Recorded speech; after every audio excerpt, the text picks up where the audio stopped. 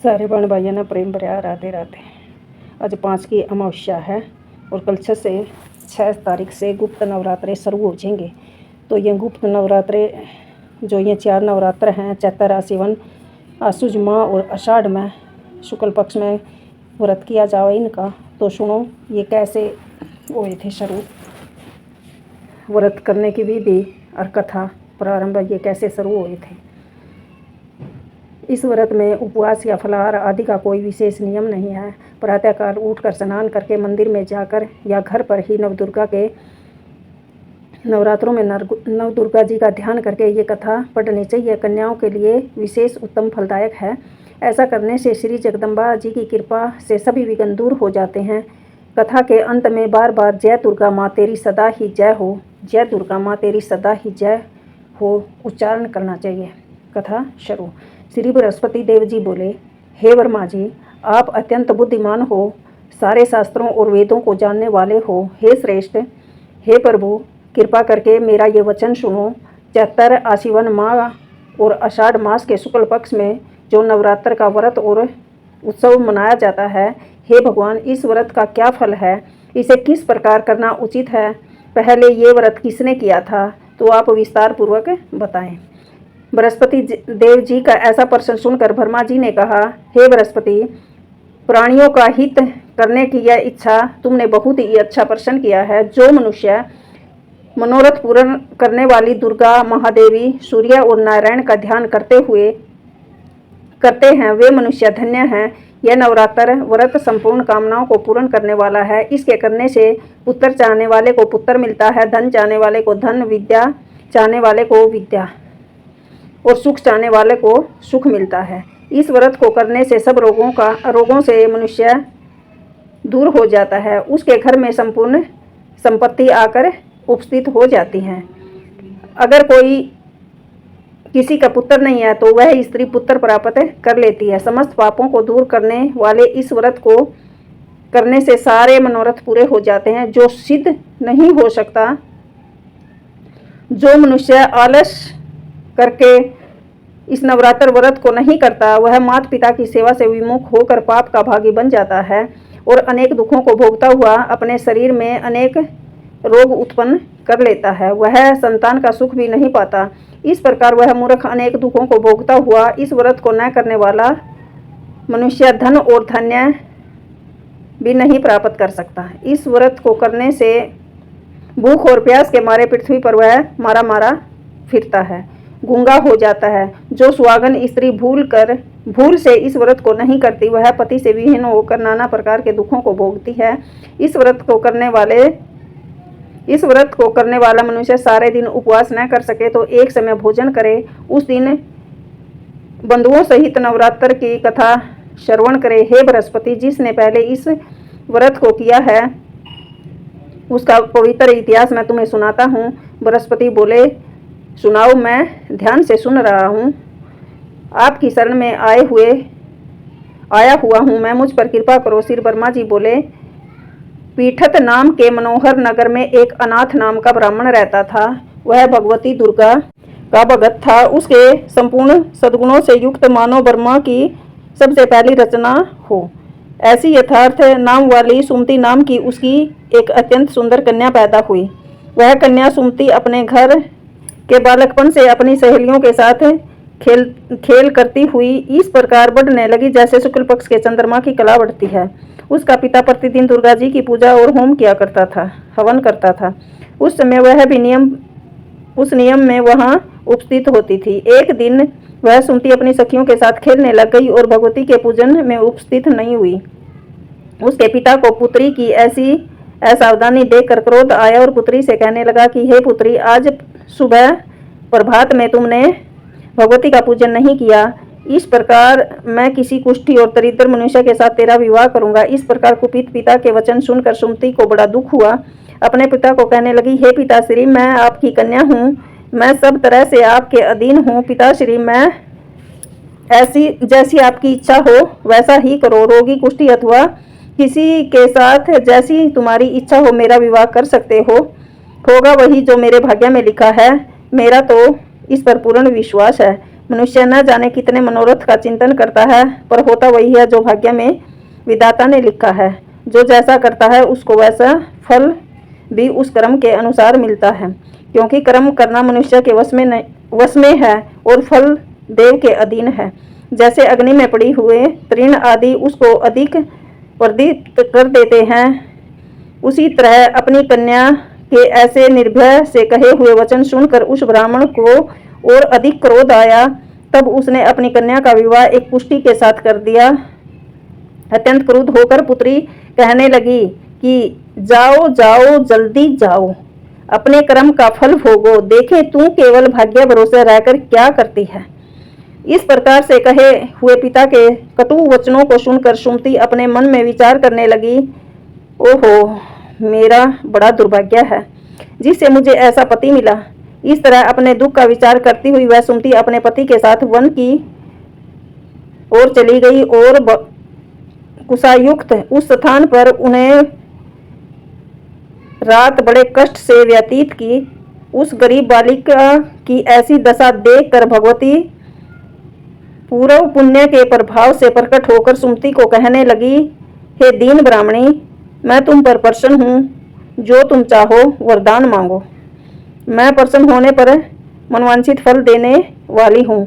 इस प्रकार भगवती दुर्गा का वचन सुनकर ब्राह्मणी कहने लगी, आप कौन हो जो मुझ पर प्रसन्न हो? यह सब मेरे लिए कह रही हो? आपकी कृपा दृष्टि मुझ पर दीन दासी पर कृतार्थ करो। ऐसा ब्राह्मणी का वचन सुनकर देवी कहने लगी, मैं आदि शक्ति हूँ और मैं ही ब्रह्मा विद्या सरस्वती हूँ। मैं प्रसन्न होने पर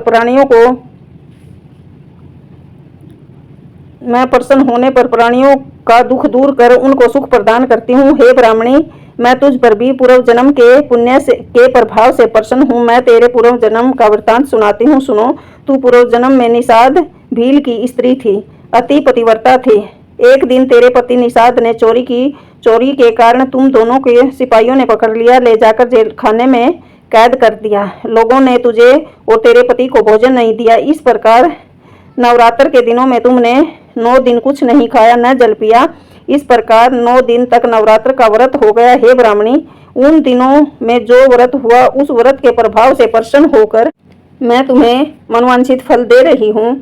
तुम्हारी जो इच्छा हो सो मांगो। इस प्रकार दुर्गा जी के कहे वचन सुनकर ब्राह्मणी बोली कि आप मुझ पर प्रसन्न हो तो हे दुर्गे माँ, मैं आपको प्रणाम करती हूँ। कृपा करके आप मेरे पति के कोढ़ को दूर करो। देवी कहने लगी, उन दिनों में जो तुमने व्रत किया था उस व्रत का एक दिन के पुण्य से तेरे पति का कोढ़ दूर करने के लिए अर्पण करो। मेरे प्रभाव से तेरा पति कोढ़ से रहित और सोने के समान शरीर वाला हो जाएगा। श्री ब्रह्मा जी बोले। इस प्रकार देवी का वचन सुनकर वह ब्राह्मणी बहुत प्रसन्न हुई और पति को निरोग करने की इच्छा से ठीक हो गई। ऐसे बोली, तब तक उसके पति का शरीर दुर्गा भगवती की कृपा से ठीक हो गया। जिसकी कांति के सामने चंद्रमा की कांति भी क्षीण हो जाती है, वह ब्रह्माणी पति को मनोहर देव में देखकर देवी की अति पराक्रम वाली समझकर स्तुति करने लगी। हे दुर्गे, आप दुर्गति को दूर करने वाली हो, तीनों जगत का संताप हरने वाली हो, समस्त दुखों को दूर करने वाली हो, रोगी मनुष्य को निरोग करने वाली, प्रसन्न होने पर मनवांछित वस्तु को देने वाली और दुष्ट मनुष्य का नाश करने वाली हो। तुम ही सारे जगत की माता और पिता हो। हे अम्बे, मुझ अपराध रहित अबला को मेरे पिता ने कुष्ठ रोगी के साथ ब्याह कर दिया। उसकी निकाली हुई मैं पृथ्वी पर घूमने लगी। आपने मेरे इस आपत्ति समुद्र से उद्धार किया। हे देवी, मैं आपको प्रणाम करती हूँ, मुझ दिन की रक्षा करो। ब्रह्मा जी बोले कि हे बृहस्पति, इस प्रकार उस सुमति के मन में देवी की बहुत स्तुति की। उसकी हुई स्तुति सुनकर देवी को बहुत संतोष हुआ और ब्राह्मणी से कहने लगी कि हे ब्राह्मणी, तेरे उदाल्य नाम का अति बुद्धिमान, धनवान, कीर्तिवान और जितेंद्रिय पुत्र होगा। ऐसा कहकर देवी उस ब्राह्मणी से फिर कहने लगी कि हे ब्राह्मणी, और जो कुछ तेरी इच्छा हो अपना इच्छित वर मांग सकती हो। ऐसा भगवती दुर्गा का वचन सुनकर सुमति बोली कि हे भगवती दुर्गे, अगर आप मुझ पर इतनी प्रसन्न हो तो कृपा कर मुझे नवरात्र विधि बताइए। हे दयावती, जिस विधि से नवरात्र व्रत करने से आप प्रसन्न होती हैं, उस विधि और उसके फल को मेरे लिए विस्तार से वर्णन करो। इस प्रकार ब्राह्मणी के वचन सुनकर श्री दुर्गा जी कहने लगी, हे ब्राह्मणी, मैं तुम्हारे लिए संपूर्ण पापों को दूर करने वाले नवरात्र विधि व्रत को बताती हूँ, जिसको सुनने से तमाम पापों से छूटकर जीव को मोक्ष की प्राप्ति हो जाती है। आश्विन मास के शुक्ल पक्ष की प्रतिपदा से लेकर 9 दिन तक विधि पूर्वक इस व्रत को करें। यदि दिन भर व्रत न कर सके तो एक समय भोजन करें। पढ़े लिखे ब्राह्मणों से पूछकर घट स्थापना करें। वाटिका बनाकर उसको प्रतिदिन जल से सींचे। महाकाली, महालक्ष्मी और महासरस्वती इनकी मूर्तियां बनाकर उसकी नित्य प्रतिदिन विधि सहित पूजा करें। पुष्पों से विधि पूर्वक अर्घ दें। बिजोरा के फूल से अर्घ देने से रूप की प्राप्ति होती है। जय फल से कीर्ति, दाख से कार्य की सिद्धि, आंवले से सुख और केले से भूषण की प्राप्ति होती है। इस प्रकार फलों से अर्घ देकर यथा हवन करे। खांड, घी, गेहूं, शहद, जौ, तिल, नारियल, दाख और कदम, इनसे हवन करे। गेहूं से होम करने से लक्ष्मी की प्राप्ति होती है। खीर व चंपा के फूलों से धन, पत्तों से तेज और सुख की प्राप्ति होती है। आंवले से कीर्ति, केले से पुत्र की प्राप्ति होती है।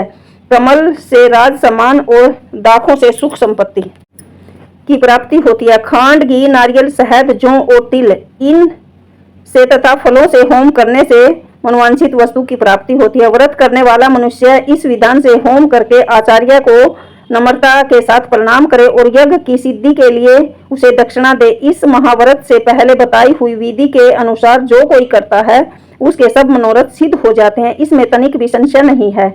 जो इन 9 दिनों में कुछ दान आदि दिया जाता है उसका करोड़ों गुना फल मिलता है। इस नवरात्र को करने से अश्वमेध यज्ञ का फल मिलता है। हे ब्राह्मणी, इस संपूर्ण कामनाओं से पूर्ण करने वाले उत्तम व्रत को तीर्थ, मंदिर अथवा घर में ही विधि के अनुसार करें। श्री ब्रह्मा जी बोले कि हे बृहस्पति, इस प्रकार ब्राह्मणी को व्रत की विधि बताकर और फल बताकर देवी अंतर्ध्यान हो गई।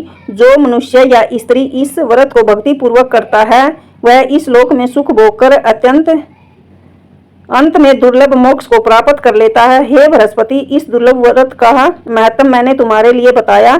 ऐसे ब्रह्मा जी के वचन सुनकर बृहस्पति देव जी आनंद के कारण रोमांचित हो गए और ब्रह्मा जी से कहने लगे, हे ब्रह्मा जी, आपने मुझ पर अति कृपा की जो अमृत के समान इस नवरात्र व्रत का महात्म सुनाया है। हे प्रभु, आपके बिना और कौन इस महात्म को सुना सकता है। ऐसे बृहस्पति के वचन सुनकर श्री ब्रह्मा जी बोले, हे बृहस्पति, तुमने सब प्राणियों के हित करने वाला इस अलौकिक व्रत को पूछा है, इसलिए तुम धन्य हो। यह भगवती शक्ति संपूर्ण लोकों का पालन करने वाली है। इन महादेवी के प्रभाव से भला कौन जान सकता है। ओम तुम दुर्गाए नमः। तो कल से पहला नवरात्रा है, तो जो इस बुक में है वो कथा डालूंगी। तो सारे बाण भाइयों ने राधे राधे। ओम तुम दुर्गाए नमः। राधे राधे। सभी को गुप्त नवरात्रा की हार्दिक शुभकामनाएं।